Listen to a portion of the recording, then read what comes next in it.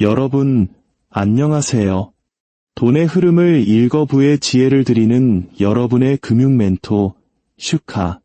아니, 그냥 여러분의 경제 크리에이터입니다.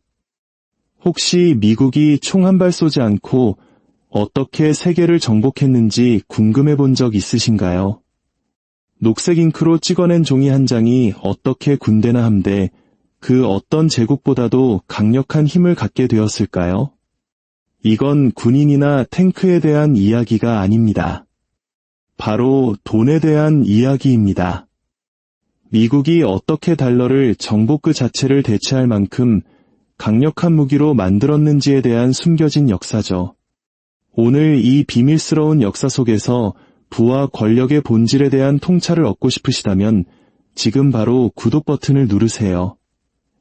여러분의 구독은 단순한 클릭이 아니라 금융적 지혜를 향한 여러분 자신의 약속이자 투자가 될 겁니다. 자, 그럼 미국 달러가 세계를 지배하기 전 과연 무엇이 왕좌에 앉아 있었을까요? 정답은 바로 금, 그리고 대영 제국의 파운드화였습니다. 1차 세계대전이 발발하기 전까지 100년이 넘는 시간 동안 런던은 세계 금융의 심장이었습니다. 대서양과 태평양을 가로지르는 모든 배들은 영국의 파운드화로 거래 대금을 결제했죠. 인도에서 아르헨티나에 이르기까지 모든 거래는 금으로 바꿀 수 있는 파운드화로 이루어졌습니다. 이것이 바로 금본위제라는 아주 엄격한 규율 위에 세워진 시스템이었습니다. 마치 우리 부모님이 정해준 용돈처럼 금은 마음대로 더 찍어낼 수가 없었죠. 모든 제국들은 자신이 보유한 금의 양에 따라 흥망성쇠가 결정되었습니다. 하지만 1900년대 초 이 엄격한 규율은 점차 족쇄가 되어갑니다. 유럽의 강대국들은 전쟁을 준비하며 군비를 확장하고 식민지를 늘리느라 국고가 감당할 수 없는 막대한 비용을 쌓아가고 있었습니다. 그러다 마침내 1914년 낡은 세계에 불이 붙었습니다. 1차 세계대전은 인류 역사상 그 어떤 국가도 경험하지 못했던 속도로 사람과 돈을 집어삼켰습니다. 각국 정부의 금고에서 금이 마르기 시작했고 결국 영국, 프랑스, 독일 모두 자국 통화의 가치를 보증해주던 금본위제를 포기하기에 이릅니다.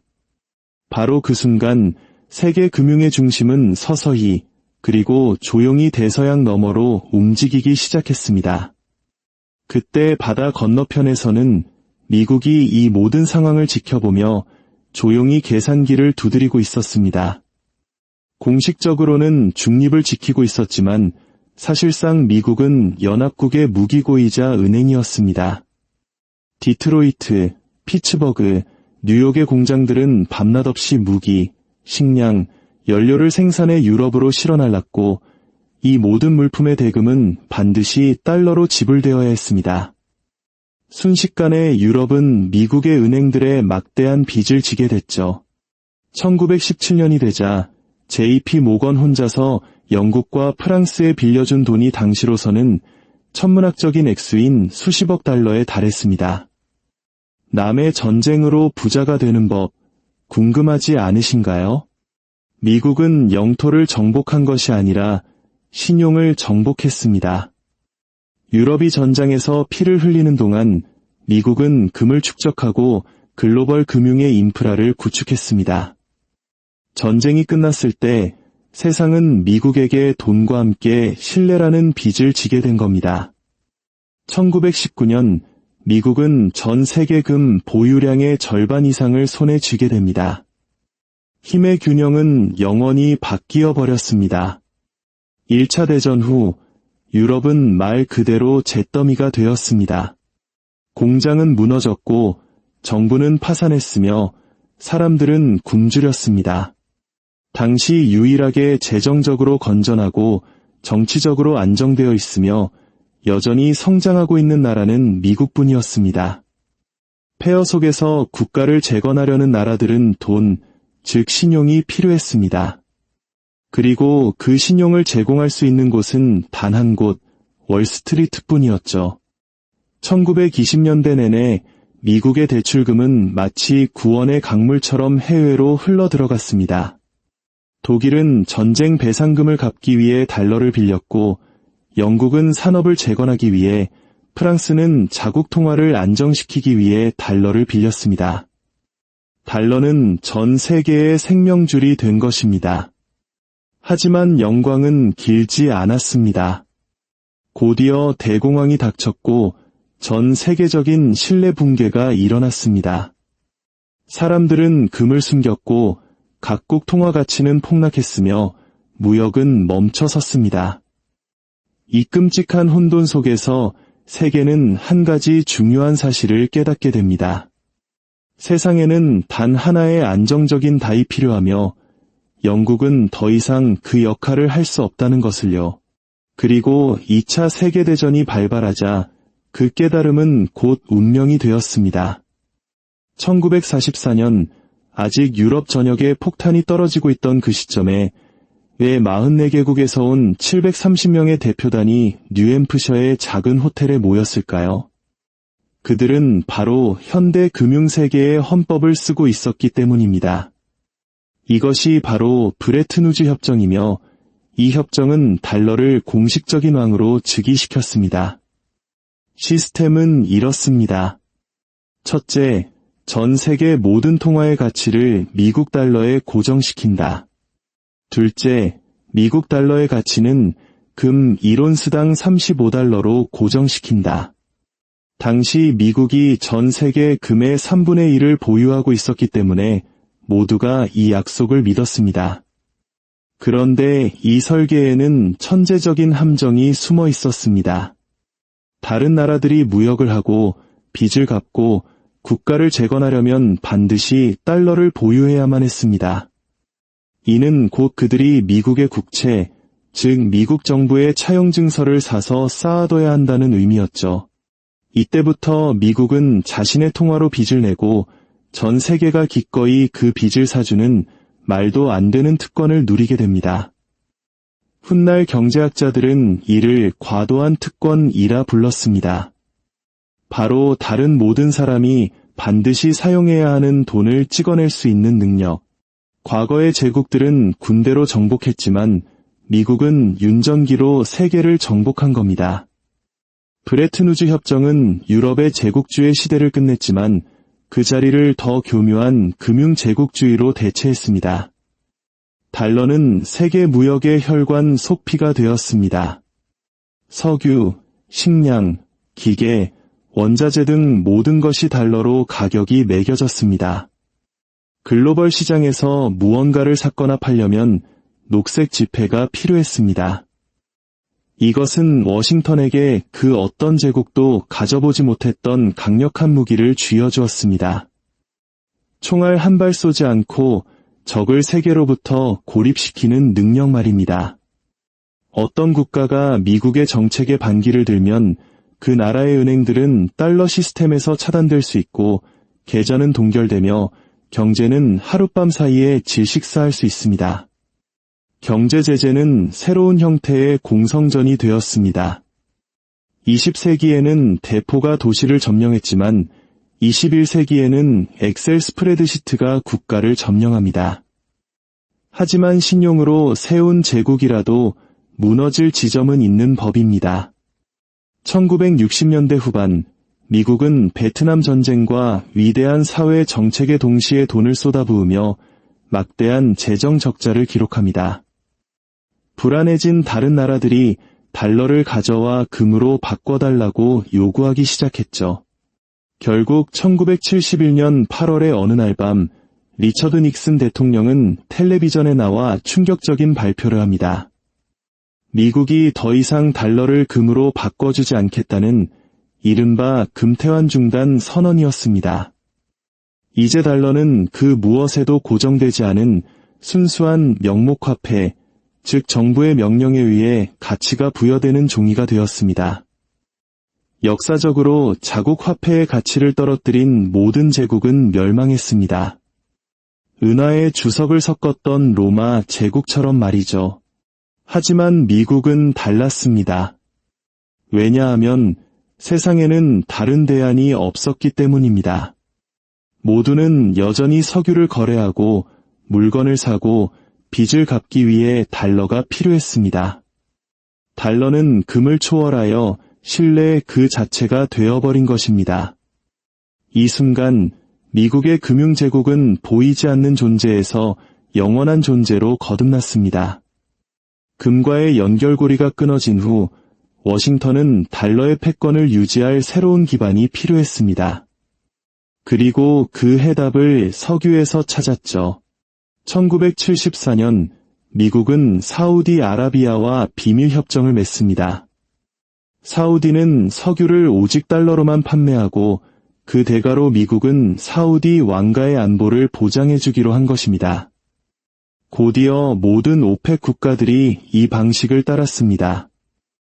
이 순간부터 현대 문명의 생명선인 글로벌 에너지는 미국 달러로만 가격이 매겨지게 되었습니다. 페트로달러 시스템의 탄생입니다.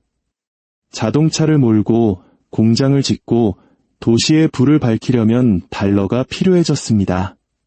즉, 모든 국가는 달러를 벌거나 빌리거나 사야만 했습니다. 이제 달러는 단순한 통화가 아니라 산소가 된 것입니다. 20세기 후반, 미국은 이 시스템을 완벽하게 다듬었습니다. 연방준비제도 전 세계 유동성을 조절하고 월스트리트는 글로벌 투기의 심장이 되었습니다. 1980년대 라틴 아메리카 외채 위기부터 1990년대 아시아 금융위기까지 모든 위기는 한 가지 진실을 더욱 공고히 했습니다.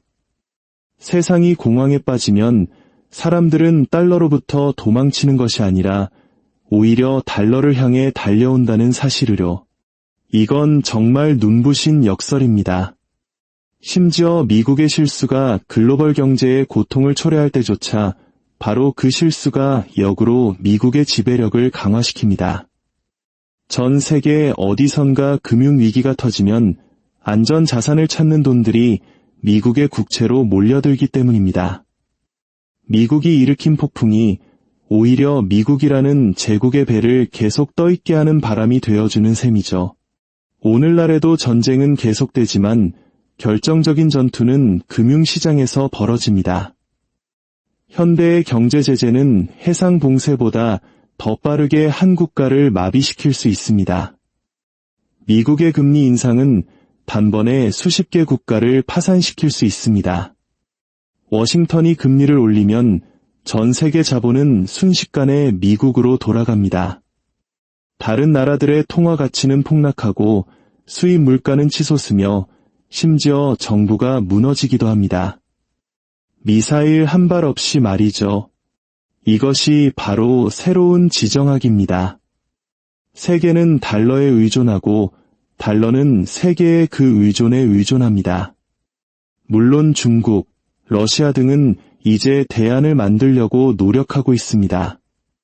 자체 결제 시스템을 만들고 디지털 화폐를 개발하며 자국 통화로 무역을 하려 하죠.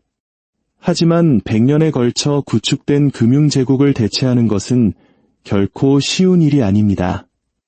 미국 시스템에 대한 두려움보다 신뢰가 더 큰 한, 달러는 모두가 무릎 꿇지 않은 척하면서도 사실상 섬기고 있는 왕좌로 남아있을 겁니다. 하지만 여기 모든 제국이 마주하는 역설이 있습니다. 신뢰는 금보다 더 빨리 녹아내릴 수 있다는 것. 미국에게 무한정 돈을 찍어낼 특권을 준 바로 그것이 미국을 파멸로 이끄는 유혹이 될 수도 있습니다. 눈덩이처럼 불어나는 국가 부채, 정치적 분열, 인플레이션. 이 모든 것들이 영원할 것 같던 환상을 약화시킵니다. 역사상 모든 제국은 자신들의 돈이 영원할 것이라고 믿었습니다. 스페인은 은에 대해, 영국은 파운드화에 대해 그렇게 믿었죠. 그러나 역사는 어떤 통화도 영원히 군림할 수 없다는 것을 보여줍니다. 세상이 더 이상 달러를 믿지 않게 되면 무슨 일이 벌어질까요? 하룻밤 사이에 붕괴하지는 않을 겁니다. 새로운 동맹, 새로운 시스템, 새로운 의심들을 통해 보이지 않게 서서히 헤어질 것입니다. 금융제국의 종말은 언제나 속삭임처럼 시작됩니다. 그렇다면 이 보이지 않는 전쟁이 오늘을 살아가는 우리에게 의미하는 바는 무엇일까요? 첫째, 돈은 신뢰받는 동안에만 힘이라는 것을 이해해야 합니다. 정부는 지폐를 인쇄할 수 있지만 믿음을 인쇄할 수는 없습니다. 둘째, 우리가 겪는 모든 인플레이션, 모든 경제 위기, 모든 구제 금융은 사실 같은 패턴의 일부입니다. 신용을 창출하고 안정을 약속한 뒤 그 비용을 미래 세대에게 떠넘기는 것이죠. 셋째, 진정한 부는 숫자나 명령에 있지 않습니다. 그것은 신뢰가 사라진 후에도 살아남는 것들, 즉 기술, 자원, 생산 능력, 그리고 지식에 있습니다. 이것이 바로 우리가 갓생을 살며 자기 개발에 힘써야 하는 이유이기도 합니다. 역사상 가장 강력한 제국이 식민지나 왕 없이 오직 신뢰 하나만으로 유지된다는 사실을 깨달으셨나요? 전 세계 모든 국가가 미국 재무부가 쓴 언어로 일하고 저축하고 빚을 지고 있습니다. 달러를 왕으로 만든 이 비밀 전쟁은 공식적으로 선포된 적은 없지만 승패는 이미 오래전에 결정되었습니다. 그것은 인내와 정책, 그리고 설득의 전쟁이었고 그 전쟁은 지금 이 순간에도 계속되고 있습니다. 달러의 진짜 무기는 종이가 아니라 믿음이니까요. 그리고 세상이 믿는 한 미국은 지배할 것입니다. 하지만 역사는 믿음을 진실과 혼동하는 모든 제국을 겸손하게 만드는 버릇이 있습니다. 오늘 이야기가 새로운 관점을 제시했다면 채널을 구독해 주십시오.